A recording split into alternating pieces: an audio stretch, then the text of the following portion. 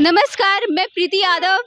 जैसा कि आप सभी जानते हैं, बिहार में विधानसभा चुनाव को लेकर वोटिंग पहले चरण की हो चुकी है।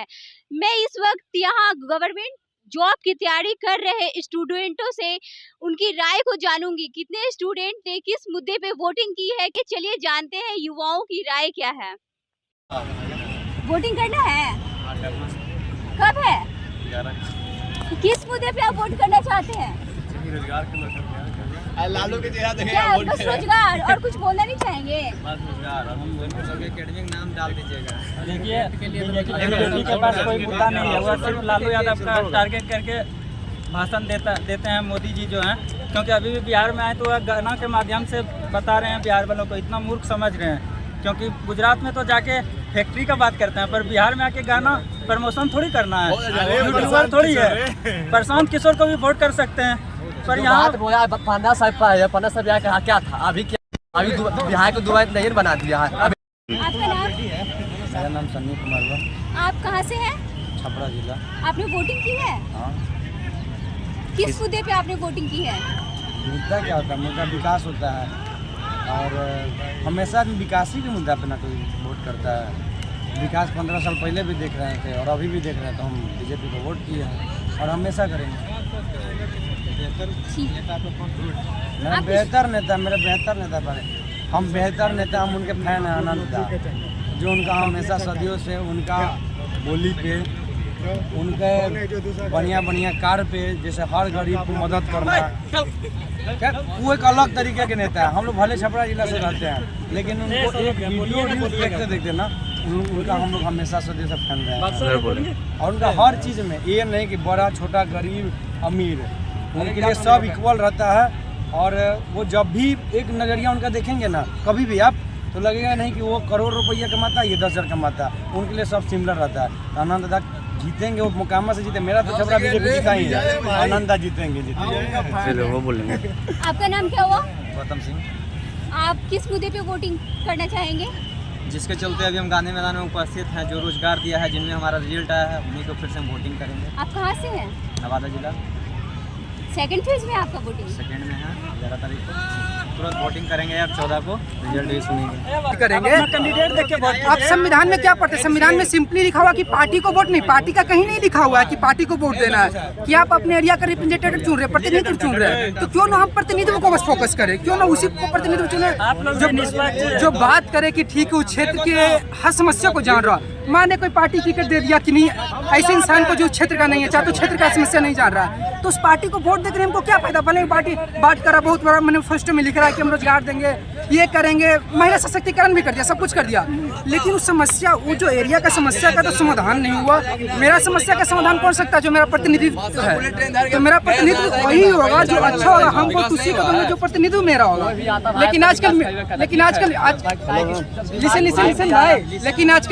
लेकिन आजकल सब आ जाता है, डायरेक्टली पूछता है आप इस पार्टी को वोट दे रहे हैं, किस पार्टी को वोट दे रहे हैं। लड़कन भी बोलने लगता है हम तो इस पार्टी को वोट दे रहे हैं, ये पार्टी इस मुद्दा का बात कर रहा है, लेकिन कोई नहीं सोचता है। हम पार्टी के पास नहीं जाएंगे, हम डायरेक्ट चीफ मिनिस्टर के पास नहीं जाएंगे। अगर मेरा गली बनाना होगा, हम मेरे गांव का सरकारी स्कूल में कोई टीचर नहीं आ रहा, तो हम डायरेक्ट चीफ मिनिस्टर को या गवर्नर को चिट्ठी नहीं लिखते बैठेंगे। हम सबसे पहले चिट्ठी लिखेंगे अपना एमएलए को, अपना एमएलसी को। तो क्यों ना पहले अपना एमएलए और एमएलसी देखें क्यों कैसा इंसान है, क्यों हम पार्टी में वोट दे। भाई पार्टी थोड़े लिखा हुआ है, ना कॉन्स्टिट्यूशन में कहीं पार्टी का लिखा हुआ है और न कहीं कोई किताब में पढ़े हैं। तो educated person, as educated person हम लोग को सोचना चाहिए कि पहला मुद्दा प्रतिनिधित्व, कि कौन सा नेता है मेरे क्षेत्र का, वो मुद्दा उठाएगा कि नहीं, वो मुद्दा का समाधान करेगा कि नहीं, और दूसरा कि नेता कैसा, उसके पीछे कैसा है। तो सब पार्टी का है पार्टी। भाई पार्टी लोग, उसमें जो प्रतिनिधित्व है, सरकार बनाने के लिए पार्टी चाहिए, एरिया का समस्या समाधान करने के लिए पार्टी कभी नहीं चाहिए। लेकिन आजकल युवा उसी में बर्बाद है। हम इस पार्टी को वोट दे रहे हैं। अरे केंद्र में सरकार चाहे तो गवर्नमेंट, स्टेट गवर्नमेंट में सरकार हो, चाहे तो 10 गवर्नमेंट में सरकार हो, चाहे तो एक गवर्नमेंट में। हम लोग को रामानंद जी विधायक हैं आरजेडी से, 35 साल से विधायक है। हम खुल के कैमरा पे बोलना चाह रहे हैं। और एवरीवन सेड कि भाई आता है, काम करते हैं, अच्छा तो मैं भी करते हैं, लेकिन हम लोग एज अ मतलब एडुकेटेड और मतलब as a illiterate person, not educated से कोई मतलब नहीं इलिटरेसी का। आप अगर खाली लिखा हुआ है कि literacy educated as a same है, लेकिन उससे कुछ मतलब नहीं है। आपके अंदर खुद सोचना चाहिए कि ठीक है हम इस नेता को चुन रहे हैं, क्या ये नेता मेरा समस्या सुनेगा? स्वराज वाला फोन पे बात करेंगे। मेरा समस्या सुनेगा कि नहीं सुनेगा? लेकिन सब सोच रहा है कि आज हम जाके बीजेपी को वोट दे दिए हैं, आरजेडी को वोट दे दिए हैं, लोजपा को वोट दे दिए हैं, स्वराज वाला फोन के बात करो। सभी को दे दिए वोट, लेकिन कोई नहीं सोच रहा है कि हम अपना प्रतिनिधि को वोट दे रहे हैं जो मेरा काम करेगा कि नहीं करेगा। सब आज दौर में लगा रहे पार्टी के दौर में, जबकि पार्टी का कोई वर्चस्व नहीं है, ना कॉन्स्टिट्यूशन में वर्चस्व है,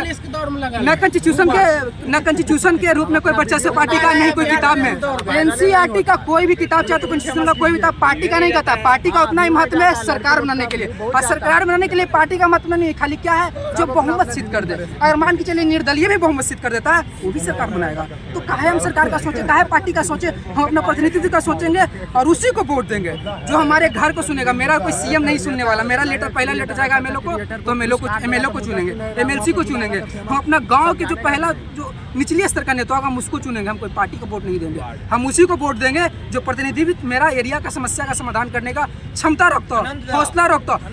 एवरीवन से अनंत दा आप जाकर मोकामा का हालात देखिए। अनंत दा को हम भी बहुत अच्छे ठीक है समझते हैं। क्या ठीक समझते हैं? क्रिमिनल माइंडेड, आरजेडी से 2 बार टिकट मिला, जीता 2000।